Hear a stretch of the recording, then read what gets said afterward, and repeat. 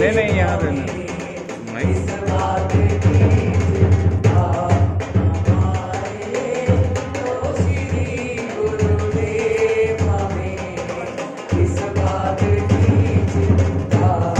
ये सामने रहेगा ना, सभी को घुमाऊंगा, टेंशन मत लो। अभी आ जाएगा सारा। माइक पहुंच गया आपके पास? तुम हमारे थे प्रभु जी, तुम हमारे हो, तुम हमारे ही रहोगे, ओ मेरे प्रीतम। तुम हमारे थे प्रभु जी, तुम हमारे हो, तुम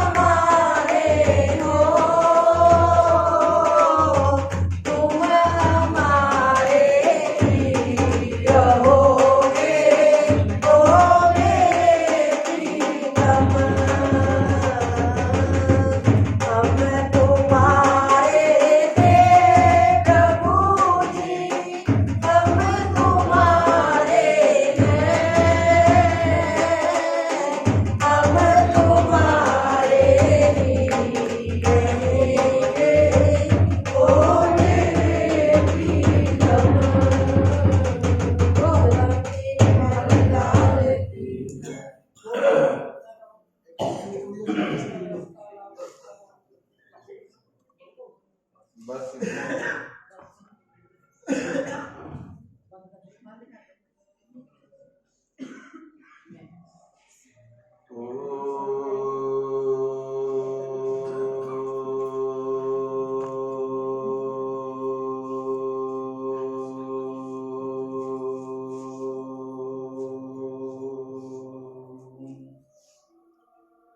भद्रं नो अपि वातय मनः।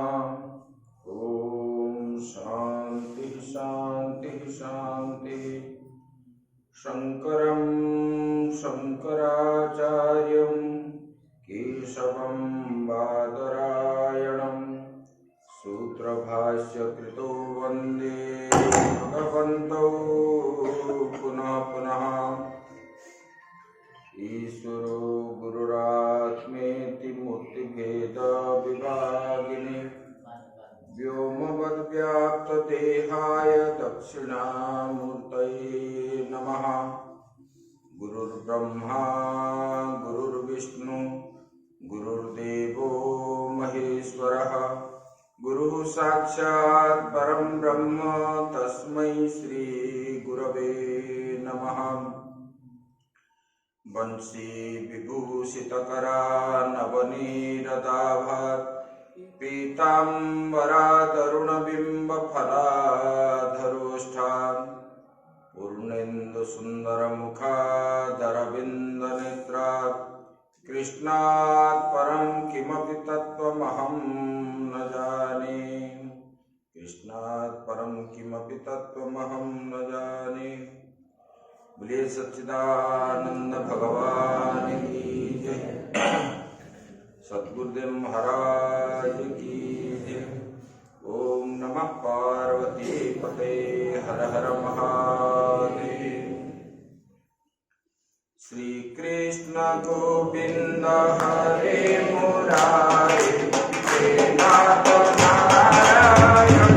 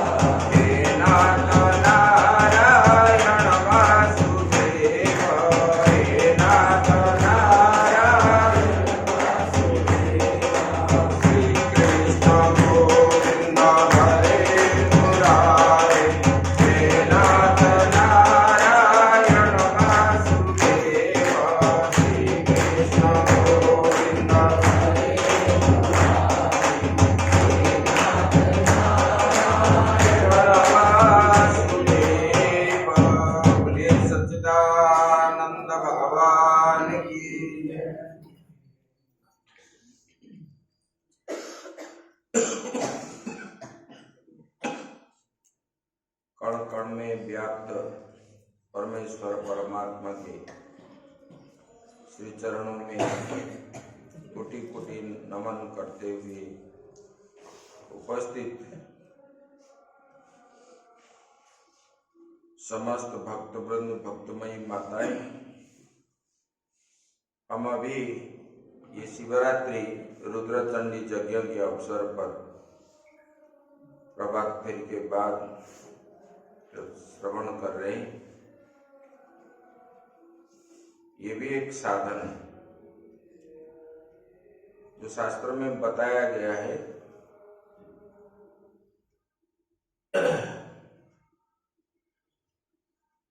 तस्मात् सर्वात्मना राजन हरि सर्वत्र सर्वदा श्रोतव्य कीर्तितव्यश्च मंतव्य भगवान निर्णम। बोले कि हे राजन, भागवत में आया है, परीक्षित को सुखदेव जी बताते हैं, परीक्षित महाराज प्रश्न पूछे हैं, जीव को अर्थात मनुष्य को अंतिम समय में क्या करना चाहिए? अंतिम कब है आपको पता है? पता है? हाँ? आप क्या बोलते हो? अभी भजन करने का समय नहीं है और बाकी है, तो कब बुलावा आएगा तब आपको पता है? पता होगा तो तब बोलते हो ना, अभी समय नहीं है, बाद में करेंगे। बोलते हैं कि नहीं? हाँ? हाँ। तो ये परीक्षित जी बता रहे हैं, बोले कि देखो, परमात्मा जो है अंतिम समय में प्रश्न पूछ रहे परीक्षित जी, भगवान आप बताइए मनुष्य अंतिम समय में क्या करना चाहिए? तब उत्तर देते हैं, प्रश्न पूछे थे पहले, बोले कि देखो, जीव का कर्तव्य जो है परमात्मा के प्राप्त करना, मुख्य लक्ष्य जीव का यही होना चाहिए। पैसा नहीं, पैसों के द्वारा आप सबको खरीद सकते हो, मृत्यु को खरीद सकते हो, सुप्रीम कोर्ट जाके डिग्री कर लोगे, रुकवा लोगे। जैसे बुलडोजर आता है ना घर तोड़ने के लिए, तो सुप्रीम कोर्ट जाके स्टे ऑर्डर ले आते, मृत्यु को भी ऐसे स्टे ऑर्डर ले आओ, नहीं होगा। तो ये मृत्यु सामने खड़ी है, तो मृत्यु को पार करना है। कैसे पार करना है? बोले कि देखो, परमात्मा तो हर जगह में, हर कण में, हर वस्तु में है, लेकिन उनके कथा का श्रवण करना है, श्रोतव्य, मंतव्य, मनन करना है, बार बार उसको चिंतन करना है, और उसको होने के बाद भगवान का कीर्तन करना, श्रवण करना, मनन करना है बार बार उसी चीज को। अभी आप लोग उठे, स्नान वान किए, भगवान का चिंतन किए, जाके भगवान का कीर्तन करते आए, और यहाँ फिर श्रवण करोगे। ये आपका क्या बन गया? साधन बन गया। यही साधन है। कम से कम दिन में 1-1.5 घंटा तो श्रवण करना चाहिए। और परमात्मा को क्यों जानोगे? अरे सब मोबाइल बंद करके रखो, मोबाइल स्विच ऑफ करके रखो, अंदर घुसना है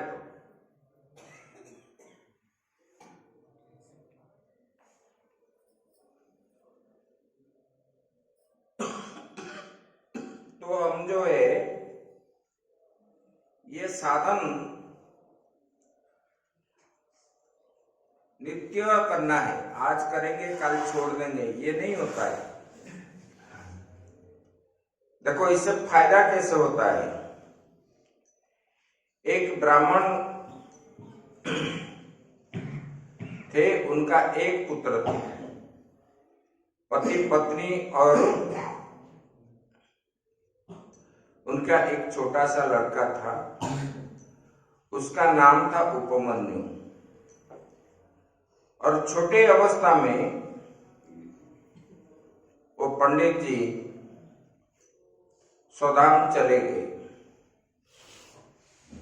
और माता छोटी सी बालक को लेकर के अकेले रहे। पहले महात्मा और पंडित सब जंगल में रहते थे। उस समय जंगल भी था। जंगल में चोरी डकैत ऐसे नहीं होता था आजकल जैसे हो रहा है। उस समय नक्सल नहीं थे, उग्रवादी नहीं थे। तो वो माता ने अकेली जब रहा, उनके भाई सोचने लगे मेरा तो जीजा चले गए, उनको मैं पास ले आऊं। तो पास ला करके रखे।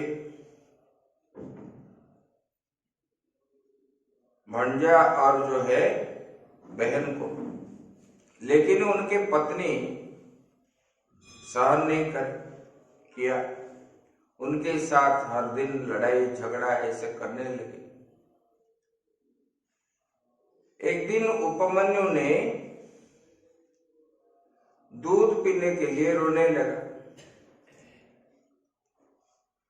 और दूध कैसे, और मामी जो है वो दूध देती ही नहीं।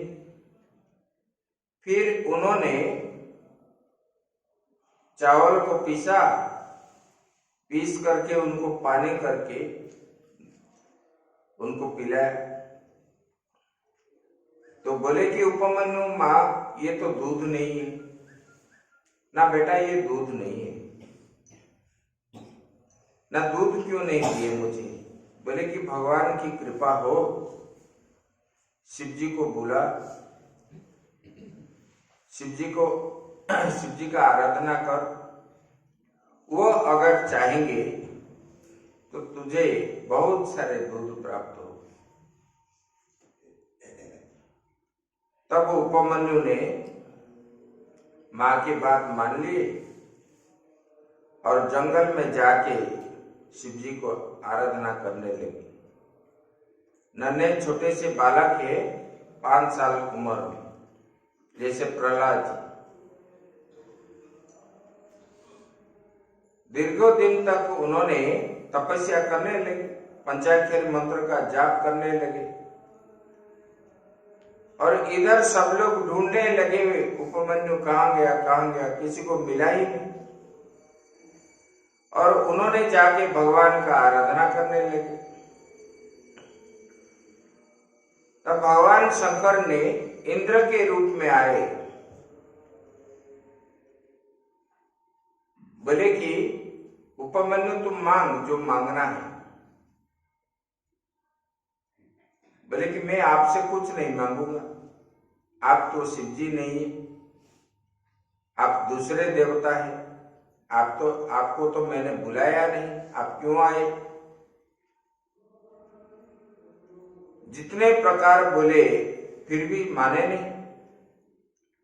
उस समय इंद्र रूपी शिव जी ने उनको पूरा स्वर्ग भी देने के लिए बोले, धन संपत्ति प्राचुर्य सब कुछ। लेकिन उन्होंने बोले मुझे ये सब नहीं चाहिए, मुझे शिव जी ही चाहिए। फिर लालचा दिखाए, उसके बाद भय भी दिखाए भगवान ने। अग्नि प्रयोग किए, चारों ओर अग्नि जलने लगा। फिर भी उपमन्यु ने पंचाक्षरी मंत्र को छोड़ा नहीं। सर्प भी दिखाए, राक्षस भी दिखाए। फिर उनको मारने के लिए जब तलवार लेके गए, तब जो है शिवलिंग को पकड़ करके पंचाक्षरी मंत्र जाप करने लगे। तब जो है भगवान अपने स्वरूप में आ गए। कल हमने जो बताया था, मयोर्पित मनोबुद्धि यमोद्भक्त समय प्रिय। जो मन बुद्धि चित्त अहंकार अपने अंदर जो है, इसको जो भगवान में समर्पण कर लेता है, तब जो है भगवान स्वयं प्रकट होते हैं। भगवान कहीं बाहर नहीं है, अपने अंदर आत्मा के रूप में बैठे हैं। जितना नजदीक भगवान अपने पास है, इतना नजदीक संसार में और कोई नहीं है।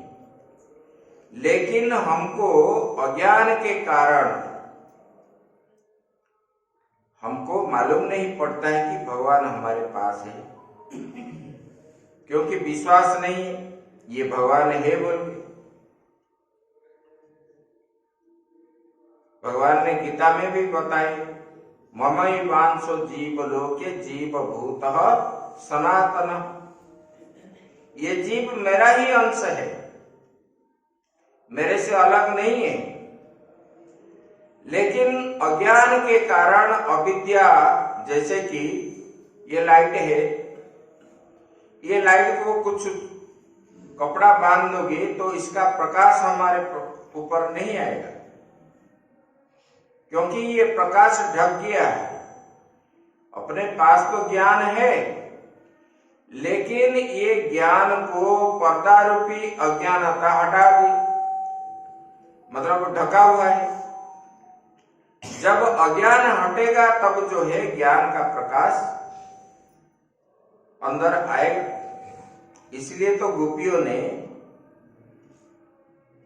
जो चीर हरण की बात आती है ना, भगवान क्या सचमुच कपड़ा उठाते थे? उठाए नहीं। इसका मतलब है चीर हरण, मतलब भगवान जो है जीव के अंदर, परमात्मा ने जो अज्ञान रूपक वस्त्र पड़ा हुआ है, वो अज्ञान रूपक वस्त्र को हटा दी, उसको चुरा ली। पहना हुआ वस्त्र को भगवान ने नहीं चुराया। अपने अंदर जो, जैसे कि बिजली के ऊपर कपड़ा ढांकने से दिखता नहीं है, वो जो अज्ञान रूपी कपड़ा हमारे अंदर पड़ा है, उसी को भगवान ने हटाया। तब जो है गोपियों को चारों ओर क्या दिखे? भगवान ही दिखे। खाते समय, पीते समय बोलते हो ना, विक्रेतु कामाखिल गोप कन्या मुरारी पादार्पित चित्त वृत्ति दध्यादिकं मोह वसाद भोजद गोविंद दामोदर माधवेति। जब गोपियों ने बेचने के लिए भी दही दूध आदि जाते थे, दही लो, दूध लो, ये नहीं बोलते थे, गोविंद लो, माधव लो, ऐसे बेचने का समय भी भगवान का नाम ही लेते थे, सांसारिक वस्तु नहीं लेते थे। भगवान ने अपने भक्त को पूरा संस्कार कर दिया, ज्ञान प्रदान किया, जिस ज्ञान ब्रह्मा को भी प्राप्त नहीं हुआ था, गोपियों के अंदर वो ज्ञान प्राप्त हुआ है। तो इसलिए जीव को क्या करना चाहिए? अपने अंदर जो है राग है, अहंकार है, ये सब है, इसको हटाना चाहिए। आप क्या बोलते हो? वो मुझे बोल दिया, गुस्सा हो जाते हैं कि नहीं होते? अरे मैं कहाँ हूं? ये मैं जो है एक दिन तो मिटने वाला हूं, फिर इसमें राग द्वेष क्या है? मैं जो है, ये मैं, सूर्य चंद्र जब तक रहेंगे तब तक हम रहेंगे क्या? नहीं रहेंगे। बीच में हम दिखाई पड़ते हैं। नासतो विद्यते भावो ना भवो विद्यते। पहले जन्म से पहले हम नहीं थे और मृत्यु के बाद भी रहेंगे नहीं। बीच में कुछ समय के लिए हम दिखाई पड़ते हैं। मान लो आपको अभी 60 साल हुआ है, ये 60 साल पहले आप थे क्या? ये शरीर था? नहीं था। और 25 साल के बाद कि 50 साल के बाद ये रहेगा क्या? नहीं रहेगा। फिर इस संसार में हम तो रहेंगे नहीं, पहले भी नहीं थे, अभी भी, बाद में भी नहीं रहेंगे। ये बीच में जो है उसी को सत्य हम मान करके अपने अंदर राग द्वेष आदि रखते हैं। देखो, रावण ने अहंकार किया। रावण शब्द का अर्थ है अहंकारी।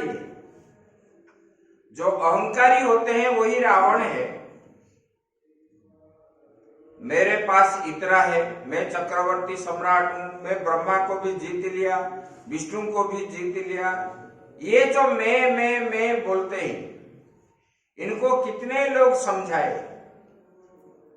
सीता जी को छोड़ दो, उनके नाना ने समझाए, मंदोदरी ने बार बार समझाने लगे, जब से चोरी करके लाए, ये सती नारी है, इसको छूने से लंका ध्वंस हो जाएगा। फिर भी माना नहीं, किसी की बात माना नहीं। बाद में क्या हुआ? लंका जल गया, राक्षस शक्ति विलुप्त हो गई।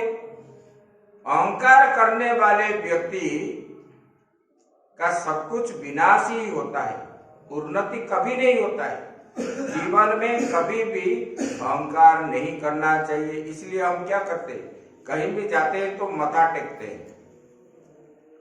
किस लिए मथा टेकते हैं? नमन करते हैं। न में इति नमः, मैं बड़ा नहीं हूं, मैं आपसे छोटा हूं, मैं कुछ भी नहीं हूं, इसलिए तो हम नमन करते हैं।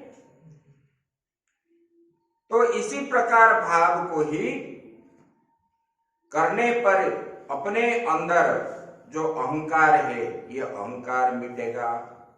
भगवान ने इसलिए बोले, कर्मण्येवाधिकारस्ते मा फलेषु कदाचन।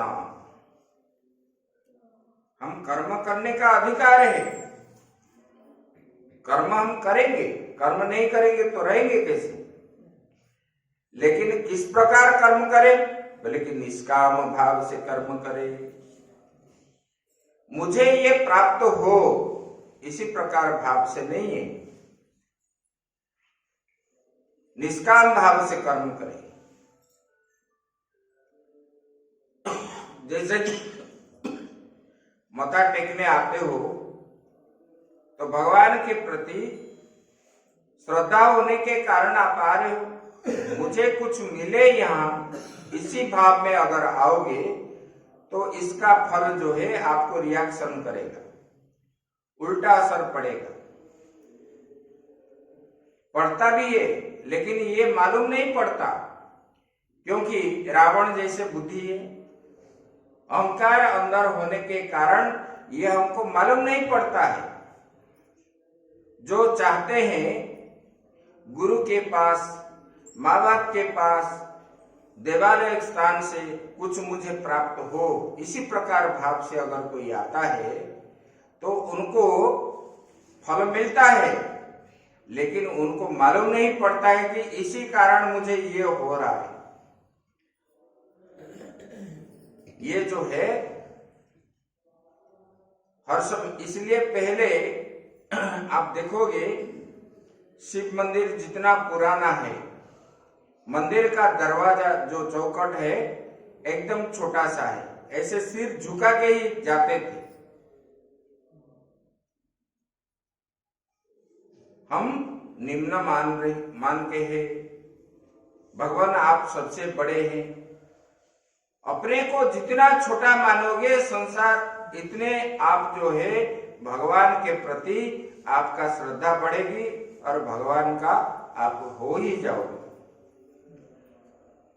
भगवान का जब हो जाओगे तब जो है संसार में और कुछ नहीं रहा, बस उसी को ही मुख्य बोलते हैं।